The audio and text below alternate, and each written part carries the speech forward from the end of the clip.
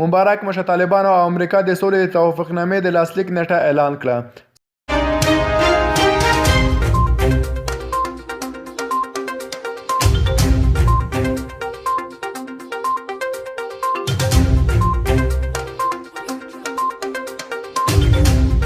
سلامونه ګران دوستانو، بیا هم ویډیو ته په خیر راغلاست. که چینل هم نه سبسکرایب کړي چینل ته سبسکرایب کړئ، ویډیو سره لایک کړئ، ویډیو تر اخره پورې وګورئ.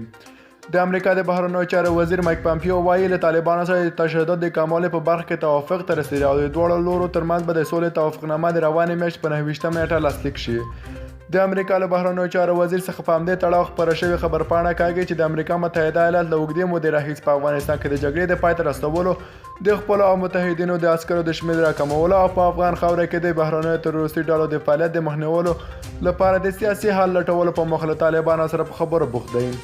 خبرپاڼه وړاندې کاږي موږ له خپل مذاکراتي ټیم په افغانستان کې د ملي وحدت له حکومت سره تر سلا مشوره وروسته له طالبانو سره د تشدد د هراړخیز کموالي په برخه کې یو توافق ته رسیدلی یو. که چیرې دا کار په بریالي توګه ترسره شي، د سولې د هغې توافقنامې لاسلیک ته به ور وړاندې شو چې د روانې فبروري میاشتې په 29 نیټه یې د امضا تمه ده.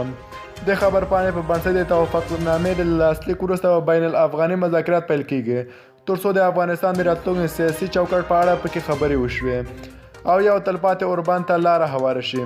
د امریکا د بهرنیو چارو وزارت د افغانستان سوله یوازې هغه وخت شونې بللې چې دوی په خبره افغان سره مخامخ خبرې وکړي. امریکا د دې ترڅنګ د طالبانو سره توافق ته رسیدل د سولې یو فرصت بللی. له افغانانو یې غوښتي سولې د فرصت ګټه واخلي او ترڅنګ د قطر په ګډون له ټولو هغو لورو مننه کړې چې دوی په خبره د سولې په پروسه کې هڅه کړې. بل لور د طالبانو هم د یوې خبرپاڼې په بنسټ سره د امریکا له لوري د توافقنامې د لاسلیک اعلان شوې نیټه تایید کړه او په خبرې اوس په دواړو لوري د لاسلیک لپاره د فضا د جوړولو هڅه کوي او د مراسمو ته به یو شمېر نړیوال سازمانونه او د ځینو هیوادونو استازي دعوتوي. د طالبانو په خبره د بندیانو د خلاصون لپاره به لازم ترتیبات نیسي. د هیواد له بېلابېلو جهتونو سره به د بین الافغاني مذاکراتو زمینه مساعدوي او بالاخره به د ټول بهرنیو ځواکونو په وتلو او د افغانستان خاوره د چا د امنیت په خلاف نه کارولو سره به ټول هیواد کې د سرتاسري سولې لپاره لاره هواروي تر څو ټول هیوادوال د امن په فضا کې د اسلامي نظام تر سیوري لاندې سوکاله ژوند ولري. امریکا او طالبان چې د مذاکراتو یې نږدې یو نیم کال تېرېږي تر سخت او پیچلو خبرو وروسته دې ځای ته رسېدلي. د طالبانو د سیاسي دفتر مرستیال عبدالسلام حنفي له نن ټکي اسیا سره په خپله مرکه کې وویلي وو چې که له امریکا سره توافق لاسلیک شي ورسره یو ځای به د بهرنیو عسکرو د وتلو بهیر پیلېږي او د بین الافغاني مذاکراتو پروسه به شروع کیږي.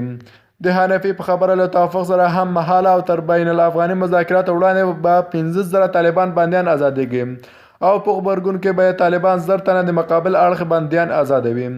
په ورته وخت کې د طالبانو او امریکا ترمنځ د توافقنامې د لاسلیک نیټه په داسې حال کې وروسته کیږي چې په هیواد کې د ټاکنو د پایلو اعلان سیاسي فضا کړکېچنه کړې او ځینو ټاکنیزو ډلو د موازي حکومت د جوړولو اعلان کړی دی. ګران دوستان، د هم تازه خبرو کې ویډیو مو خوښه سوه ویډیو سره لایک او زموږ چینل سره سبسکرایب کړئ. موږ تاسو ته هر وخت دقیق تازه پر وخت خبرونه رسوو.